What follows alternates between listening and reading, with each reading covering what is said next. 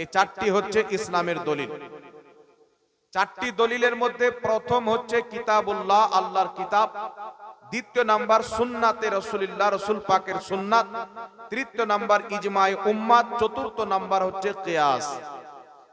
একটি কিতাব রয়েছে, যেই কিতাবটির নাম হলো উসুলুশ শাসি। এখানে যত উলামা ইকরাম দেখছেন সবাই সেই কিতাবটি পড়ে আলিম হয়েছেন।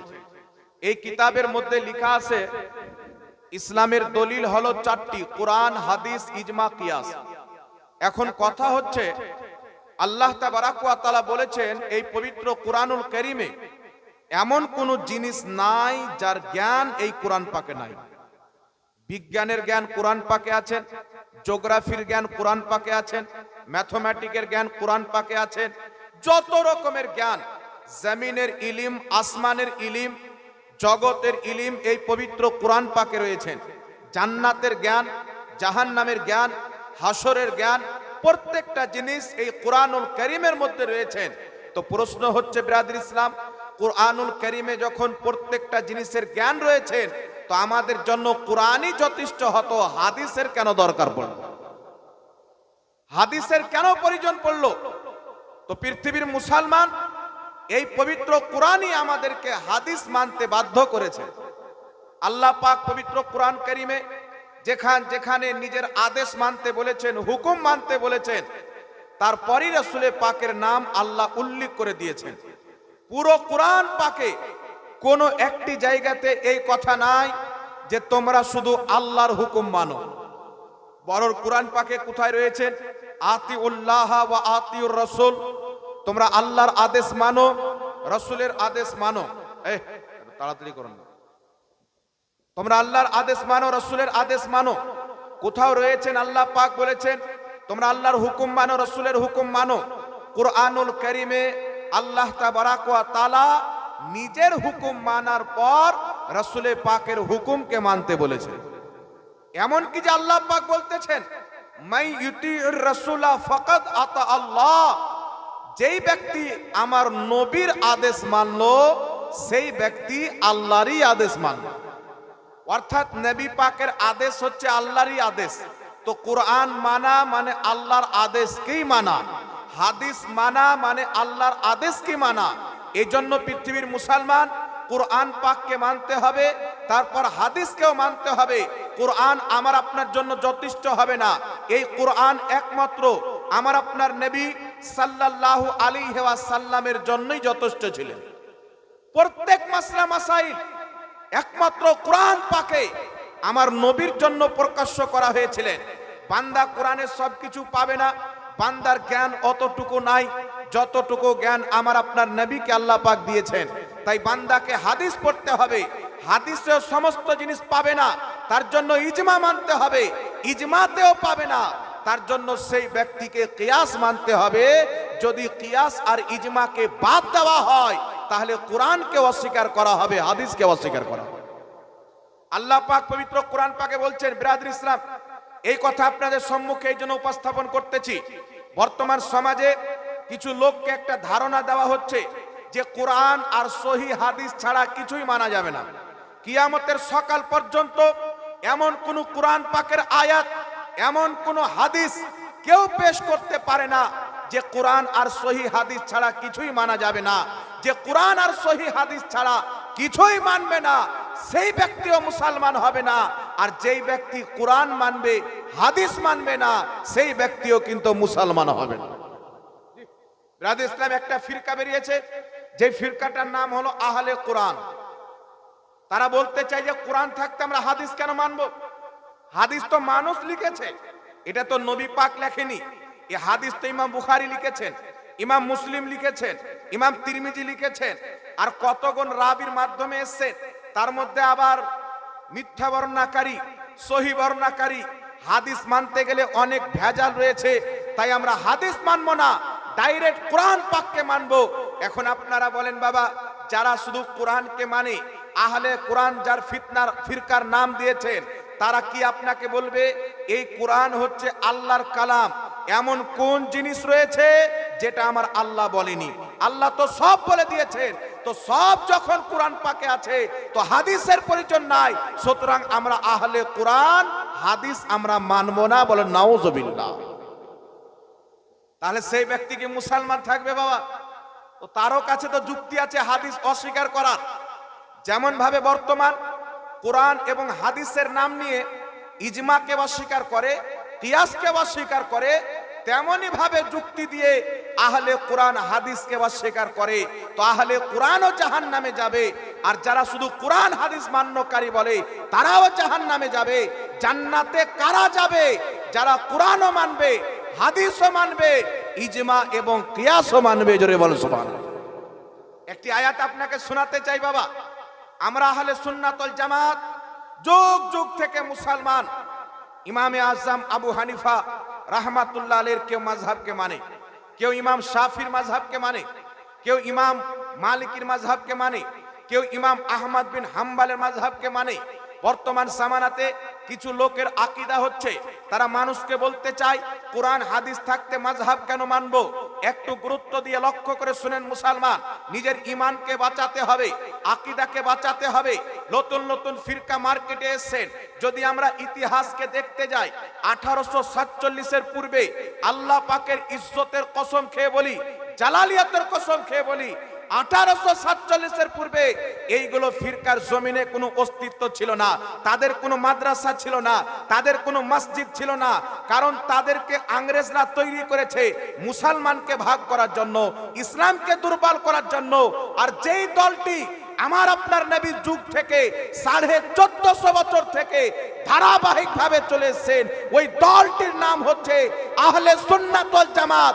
খোদার ইজ্জতের কসম খেয়ে বলি, আজমিরের মঈনুদ্দিন চিশতি ইনিও সুন্নি ছিলেন, বাগদাদের আব্দুল কাদের জিলানী ইনিও সুন্নি ছিলেন, আর ইমামে আজম আবু হানিফা ইনিও সুন্নি মুসলমান ছিলেন। বল সুবহানাল্লাহ। তো এই জন্য পৃথিবীর মুসলমান যদি কোনো ফিরকা সঠিক হয়, 300 বছর পূর্বে তার অস্তিত্ব থাকবে, 500 বছর পূর্বে তার অস্তিত্ব থাকবে। এমন তো ব্যাপার নয় যে 400 বছর পূর্বে ইসলাম দুনিয়া থেকে মুছে গেছিল, 500 বছর পূর্বে মুছে গেছিল না। পৃথিবীর মুসলমান, আমার আপনার নবী বলতেছেন কিয়ামত পর্যন্ত আমার উম্মতের একটি দল হক পথে থাকবে, তাদের ক্ষতি করতে চাওয়া হবে, তাদের মধ্যে ফিতনা সৃষ্টি করার চেষ্টা করা হবে, কিন্তু তাদের কোনো ক্ষতি করে তাদেরকে মিটাতে পারবে না। কিয়ামত পর্যন্ত তারা জিন্দা থাকবে, আর কিয়ামতের মাঠে আল্লাহ পাক তাদেরকে জান্নাতুল ফিরদাউস দান করবে। বলেন সুবহানাল্লাহ। একটু লক্ষ্য করে শুনেন আল্লাহ পাক কি বলতেছেন। যদি কোনো ব্যক্তি বলে আমি কোরআন আর হাদিস ছাড়া কিছুই মানি না, সেই ব্যক্তি মুসলমান নয়। এটা আমি বলছি না, কোরআন বলছেন কি? আল্লাহ বলছেন ইয়া আইয়ুহাল্লাযীনা আমানু আতিউল্লাহ ওয়া আতিউর রাসূল ওয়া উলিল আমরি মিনকুম। আল্লাহ পাক বলছেন হে ঈমানদার বিশ্বাসীগণ, আতিউল্লাহ তোমরা আল্লাহর হুকুম মানো। আল্লাহর হুকুম কোরআন, ওয়া আতিউর রাসূল তোমরা রাসূলের হুকুম মানো। তো রাসূলের হুকুম হচ্ছে কোনটা? হাদিস। ওয়া উলিল আমরি মিনকুম, তৃতীয় নম্বর আল্লাহ পাক বলছেন উলিল আমরদের হুকুম মানো। এই উলিল আমরটাকে পূর্বের মুফাসসিরদের ব্যাখ্যাকে এখন আমি রাখতেছি, এখন আপনাকে বলতেছি আল্লাহ 3 শ্রেণীর ব্যক্তির হুকুম মানতে বললেন, নিজের একটা, দ্বিতীয় নম্বরে রাসূলুল্লাহ, তৃতীয় নম্বরে উলিল আমর। যেই ব্যক্তি বলল কোরআন হাদিস মানি, বাকি কিছু মানি না, সেই ব্যক্তি কোরআন হাদিস মানলো, আল্লাহ আল্লাহ রাসূলের আদেশকে মানলো, কিন্তু উলিল আমরকে বাদ দিয়ে দিল। তাহলে কোন ব্যক্তি যদি কোরআন পাকের একটা অংশকে বাদ দিয়ে দেয়, ঈমান থাকবে? এখানে উলামায়ে কেরাম আছেন, জিজ্ঞাসা করবেন কোন ব্যক্তি যদি কোরআন পাকের একটি জাবারকে অবিশ্বাস করে, একটি পেশকে অবিশ্বাস করে, একটা অক্ষরকে অবিশ্বাস করে, সেই ব্যক্তি কাফির হয়ে যাবে।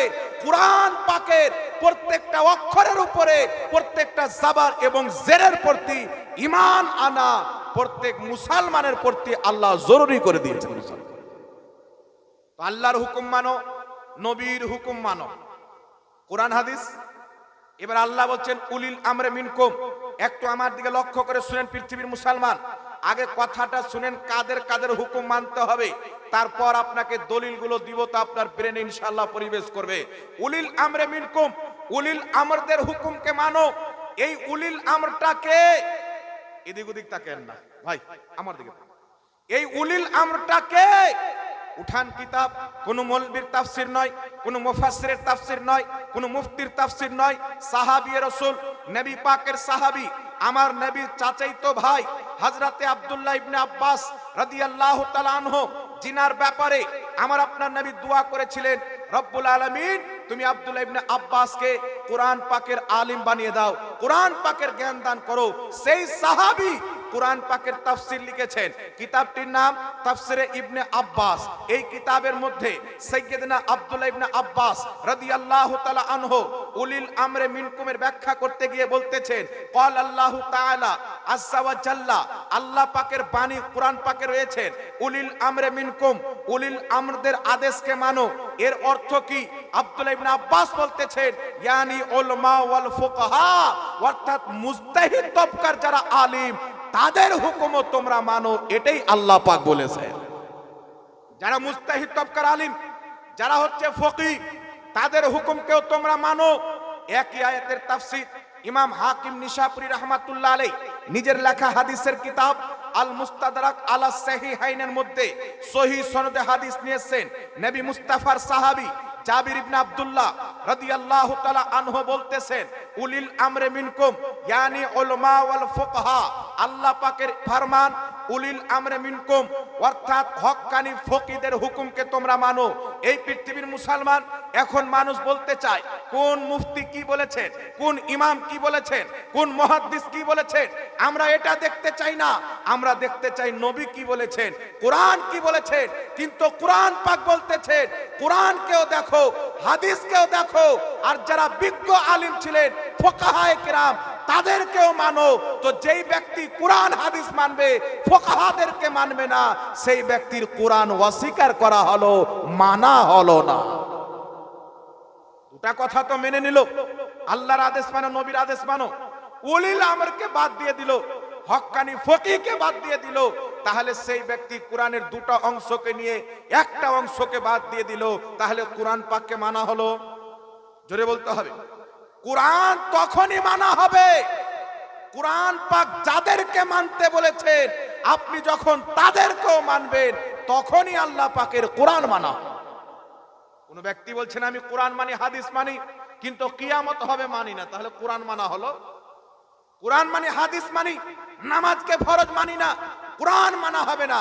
এই জন্য পৃথিবীর মুসলমান আমরা আহলে সুন্নাত ওয়াল জামাত কোরআনকে সবারই ঊর্ধ্বে মানি, তারপর হাদিসকে মানি। আর ফুকাহায়ে কেরাম কোরআন হাদিসের ব্যাখ্যা করে যেই ফতোয়া প্রদান করেছেন খোদা পাকের কোরআনের হুকুমে, আমরা তাদের ফতোয়াকেও মানি। জোরে বলুন সুবহানাল্লাহ। এই জন্য পৃথিবীর মুসলমান আমরা আহলে সুন্নাত ওয়াল জামাত ইমামে আজম আবু হানিফা রাহমাতুল্লাহ আলাইহি তিনি যেই কোরআন হাদিস থেকে ইজতিহাদ করে মাসলা বের করেছেন, আমরা তাদের মাসলাকে মানি। তিনি যেইভাবে কোরআন বুঝেছেন সেইভাবে আমরা কোরআন বুঝি। হানাফি মাযহাব মানা মানে কোরআন হাদিসকে বাদ দেওয়া, এটা জাহিলদের কথা হতে পারে, কোন আলিমের কথা হতে পারে। আমি আপনাকে বলছি বাবা, যিনারা হাদিসের কিতাব লিখেছেন তিনারা হাদিস বেশি বুঝে না আজকের যারা বাংলা পড়ে মুফতি সেজেছে তারা বেশি বুঝে? ইমাম তাহাবী রাহমাতুল্লাহ আলাইহি, ইনার বাপ দাদা ছিলেন শাফি মাযহাবের লোক।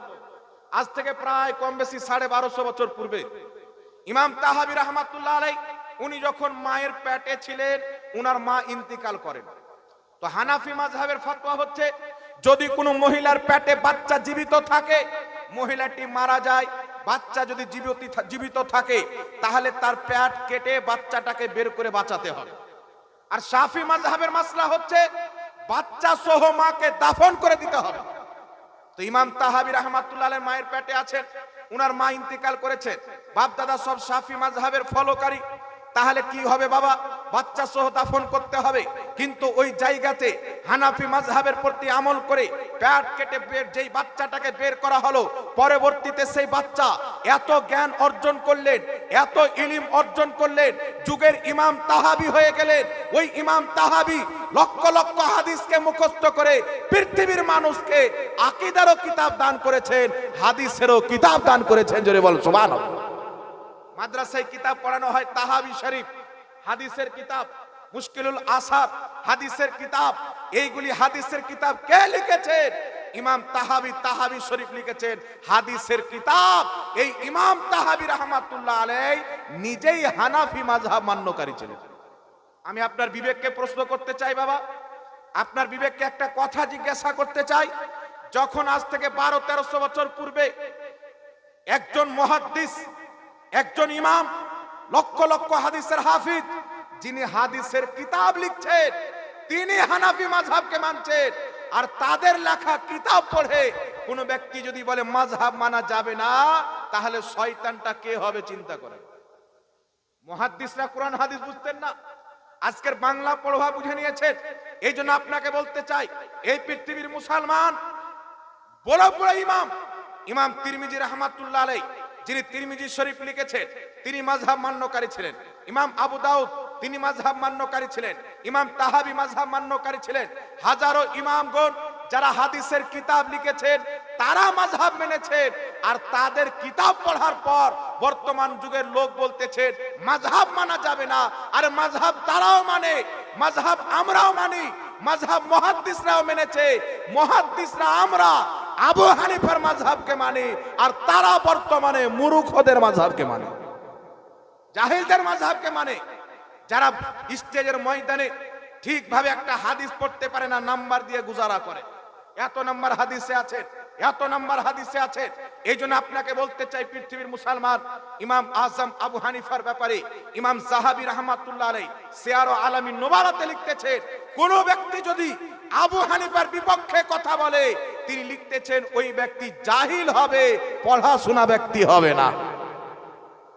ইমাম আবু হানিফার বিরুদ্ধে কথা বলা এটা জাহিলের পরিচয়, আলিমের পরিচয় নয়। আর আমি আপনাকে হাদিস দিয়ে প্রমাণ করব ইমাম আবু হানিফা জান্নাতি, এটা নবী মুস্তাফার হাদিস দ্বারা প্রমাণিত। উঠান তিরমিজি শরীফ, এই তিরমিজি শরীফের মধ্যে বিশুদ্ধ সনদে ইমাম তিরমিজি হাদিস নিয়েছেন। আমার আপনার নবী বলতেছেন, যেই ব্যক্তি আমাকে দেখলো, আমাকে দেখনেওয়ালাকে দেখলো, সেই ব্যক্তির পক্ষে জাহান্নামের আগুন স্পর্শ করতে পারবে না। নবী বলছেন যে আমাকে দেখলো, আমাকে দেখনেওয়ালাকে দেখলো, তাকে জাহান্নামের আগুন ছুঁইতে পারবে না, টাচ করতে পারবে না, স্পর্শ করতে পারবে না। ইমামে আজম আবু হানিফা একজন নয়, দুইজন নয়, কয়েকজন সাহাবীকে দেখেছেন। ইমাম সাহাবী নিজের কিতাব মিজানুল ইতিদালে লিখতেছেন, ক্বালা আবু হানিফাতা রাআইতু আনাস ইবনে মালিক। ইমাম আবু হানিফা বলছেন, আমি নবী পাকের সাহাবী আনাস ইবনে মালিককে দেখেছি। ইমাম ইবনে হাজার আসকালানি তাহজিবুত তাহজিবে লিখছেন, ইমাম আবু হানিফা আনাস ইবনে মালিককে দেখেছেন। ইমাম জালালউদ্দিন সিয়ুতি লিখতেছেন, ইমাম আবু হানিফা আনাস ইবনে মালিককে দেখেছেন। আর নবী পাক বলছেন, যেই ব্যক্তি আমাকে দেখলো, আমাকে দেখনেওয়ালাকে দেখলো, তাকে জাহান্নামের আগুন ছুঁইতে পারবে না, অর্থাৎ তারা হচ্ছে জান্নাতি। তো বুঝা কি গেল, আমার নবী মুস্তাফার সাহাবীকে ইমাম আবু হানিফা দেখেছেন। তো নবীর হাদিস অনুযায়ী আবু হানিফা জাহান্নামী নয়, আবু হানিফা হচ্ছে জান্নাতি। তাহলে যার জান্নাতের সার্টিফিকেট নবী পাক দিচ্ছেন, এখন কালকে আপনাকে কেউ বলবে আবু লাহাব তো নবীকে দেখেছেন, আবু জেহেল তো নবীকে দেখেছেন। তো আবু লাহাব তোমার চোখে দেখেছেন, আবু হানিফা সাহাবীকে আবু বকর সিদ্দিকের ঈমানি চোখে দেখেছেন। যারা ঈমানের চোখে মুস্তাফাকে দেখেছেন, তাদের প্রতি জাহান্নামের আগুন হারাম। আর যারা ঈমানের চোখ নিয়ে ইন্তিকাল করেছেন, তাদের প্রতি হারাম হবে। আবু লাহাব দেখেছে, কাফির কুফরির চোখে দেখেছে। উতবা সাইবা দেখেছে, কুফরির চোখে দেখেছেন। আবু বকর সিদ্দিক দেখেছেন, ঈমানের চোখে দেখেছেন। উমর ফারুক দেখেছেন, ঈমানের চোখে দেখেছেন। আর কুফরির চোখে দেখলে জাহান্নাম হারাম হয় না। যারা ঈমানের চোখে দেখেছেন, আল্লাহ তাদের প্রতি জাহান্নাম হারাম করে দিয়েছে। এখানে আপনার বিবেক একটা উত্তর দিবে যে রাসূল পাকের হাদিস মোতাবেক আবু হানিফা হচ্ছেন জান্নাতি। আমি যদি একজন জান্নাতের মাসলাকে ফলো করি, আমি কি করে জাহান্নামে যাব? আমার বাসের ড্রাইভার যদি বহরমপুর যায়, তো আমি বাংলাদেশ ঢাকা কি করে যাব বাবা? আমিও তো প্যাসেঞ্জার, ওখানেই যাব। এখন মানুষকে একটা মেসেজ দেওয়া হচ্ছে, আবু হানিফা যা লিখেছেন হাদিস কোরআনের বিরুদ্ধে লিখেছে, আজকে আমরা হাদিস কোরআন পেশ করছি। আরে আল্লাহ, আবু হানিফা হাদিস কোরআনে লেখেনি। যে আবু হানিফা ডাইরেক্ট নবী মুস্তাফা সাহাবাকে দেখেছে, যে আবু হানিফা 150 হিজরিতে ইন্তিকাল করেছেন। ওই ইমাম আবু হানিফা হাদিস বেশি বুঝতেন না, তুমি বেশি হাদিস